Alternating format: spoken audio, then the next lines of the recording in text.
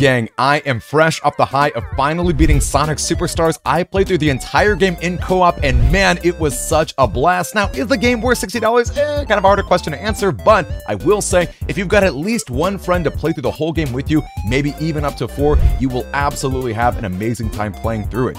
Being able to play through Sonic Superstars in co-op is the selling point for this game. While some older Sonic games can let you share a player or two, like being Tails in Sonic 3, this is the first game truly built around that feature, let alone having 4 players on screen. While this mode is limited to local multiplayer, by using Steam Remote Play, I played through the entire game with my friend NTH. And by the way, on Steam Remote Play, you don't even need all players to own the game. It's as if they're right there next to you, sharing in on the action. It's great. Our friend NTH is a skilled speedrunner who holds the 4th place record in Sonic Mania playing as Tails. Knowing this, I was pretty nervous as to how the game would actually play for me. He is a lot better than me, so I was kind of afraid maybe he would just be constantly blitzing me off the screen. Well, I'm happy to report that Sonic Superstars is not only an awesome co-op experience, but the levels themselves and the gameplay is designed so that players don't just warp past the others constantly, and hey, even if they do, and believe me they will, it's super easy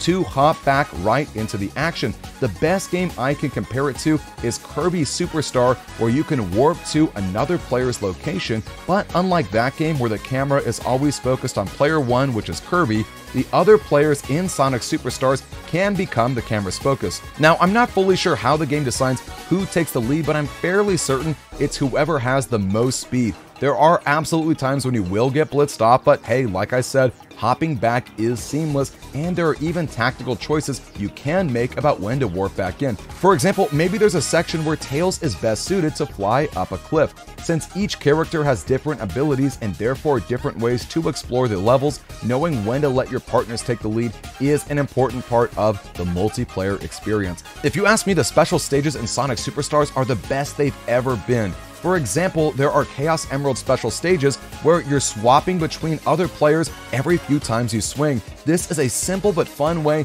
to keep everyone invested in the action. The gameplay itself is pretty simple, but there are some challenging moments. That 4th or 5th Emerald was really quite tough, and it feels really great to finally share in the catharsis with your teammates. Yeah! All 7 emeralds! Woo! There's also special stages that are in the Sonic 1 style. You can play these ones to earn medallions. I admit the first few times I played them, I felt a little disoriented with the speed of rotation and all the background effects, but you get used to them pretty quickly, and again, having more players around made the gameplay so much more fun. When players die, there might be only one that remains, and they'll become the beacon of hope to finally get those medals together.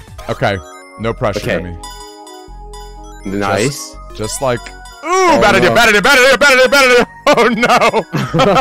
You gotta do it all without... Too bad. For this co-op playthrough, I am going to go through most of the levels, and there's one boss in particular I definitely have to address. If you're concerned about spoilers, definitely check out the timestamps. I'll make sure that none of the other stuff is in the rest of this review. And hey, I will say this, and whether you consider this a spoiler or not, I have to say that there is no Sonic 1 Green Hill Zone in this game. Holy freaking cow, it's the year 2023. I never thought I'd be saying that as a selling point for a Sonic game, but I'm sick of seeing Green Hill Zone in my levels, and in fact, Sonic Superstars has only new zones completely. Wow. It really is amazing having only new zones. Yes, some of them are inspired by older level archetypes. Where would we be, for example, without Carnival Pinball levels? And ironically, that's actually the name of that level, Carnival Pinball Zone. But hey, they're all fun to play. And again, no Green Hill Zone. You're only seeing fresh new takes on levels. They're all colorful and fun, and some of the gimmicks are really quite inspired. I think of all these levels, my favorite was the Cyber Station. I love that sort of pixelated aesthetic that you've got, as well as the 3D models that are going around.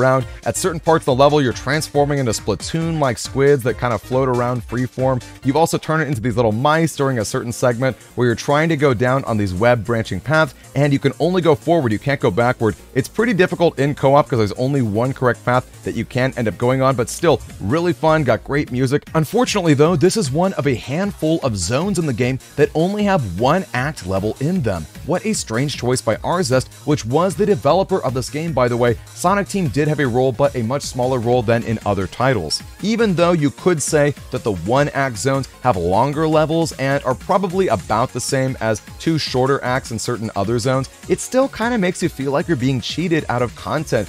Sonic games are already so short compared to all the other games that are coming out, especially ones that are being marketed at $60, so it's just kind of a frustrating choice to not be able to spend more time in some of the really cool and interesting zones. Another weird choice is the music. The main composers for Sonic Superstars are two legends. You've got Lopes, the man behind Sonic Mania's bangers, and Senoue, who's been involved in many games, perhaps most famously the Sonic Adventure titles. And it wasn't just the two of them, there are many other composers who were enlisted in the project. You'd think with these two guys behind the wheel that the game would sound phenomenal.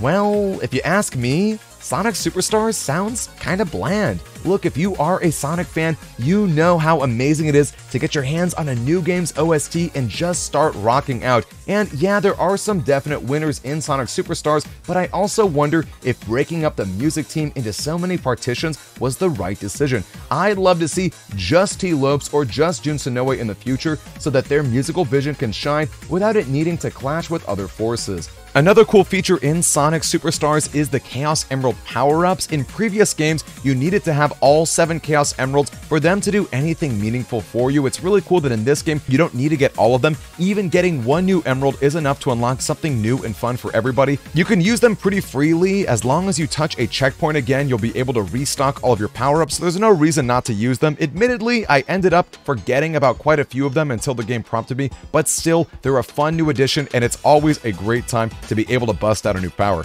Scattered throughout the levels are medallions you can pick up, and you can also earn them by completing the Sonic 1 special zones. If you get enough of them, you can use them to purchase robot parts like heads and different paint cans. They're pretty fun and cute. I'm pretty sure that this mode is for online PvP. I have not dabbled into that myself, although it is crossplay. That's pretty exciting. And I think that overall, it's a nice and cute little feature. I would definitely recommend building a robot as fast as you can, even if you don't have enough medals to actually get anything particularly great.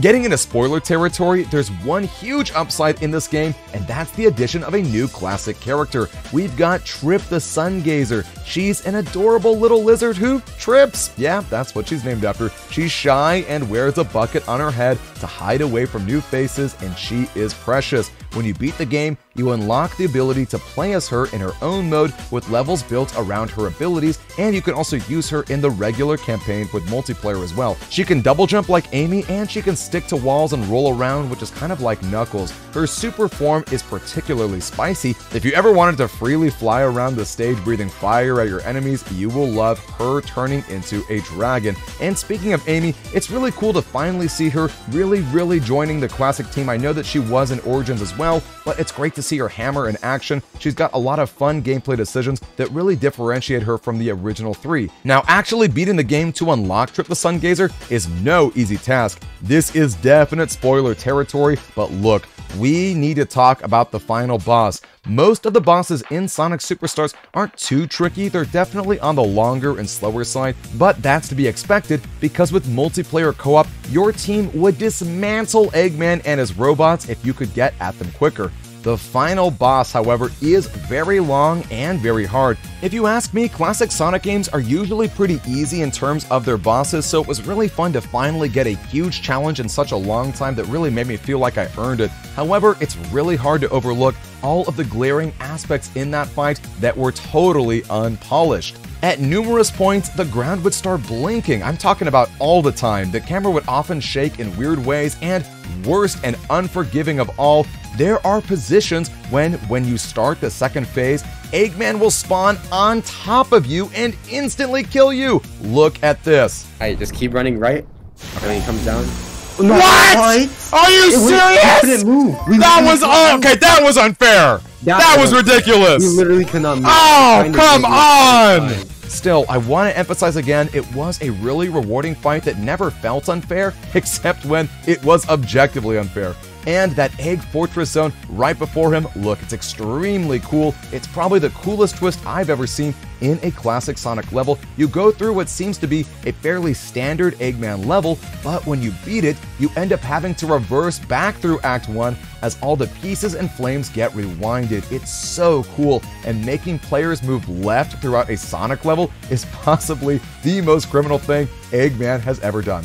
Okay, spoilers done. At the end of the day, Zest and Sega made a lot of fun decisions with Sonic Superstars. It's cool to see Fang again. I wish we had more of an important role with him in the story, but as long as he's not forgotten, I'm sure we will. Trip the Sun Gazer is precious, and her moveset fits right at home in the classic universe. Having co-op is fun. I want to stress that it will be chaotic, and not every little section and every level is fully optimized for it, but overall the levels and absolutely the bosses and special stages were designed with multiplayer in mind. And visually, well, I think if classic Sonic has to be 3D, then this is a slam dunk look for him. As far as glitches go, I really only saw them in the final boss. If I had to be really critical, I'd say I wish the music stood out more. This is definitely a forgettable entry in a series known for amazing music, and I wish there was more level content in general because frankly, the game is very short. I mean, I knew it would be, it's not like I didn't, but seeing that certain zones only got one act really rubbed me the wrong way. I think Sega should have sold this game for $40. They needed a lot more content to really justify the $60 price tag in my opinion. But hey, if you've got at least one friend, preferably more, and you've got a wide open weekend evening, you're gonna have a great time playing Sonic Superstars. It really is a fun game. All sorts of great 2D side-scrolling action with a lot of new mechanics and new fresh ideas. And hey, I can't wait to see what new content gets added in the inevitable Sonic Superstars Plus Ultra Maniac Turbo Edition. Catch you next time, Scouts.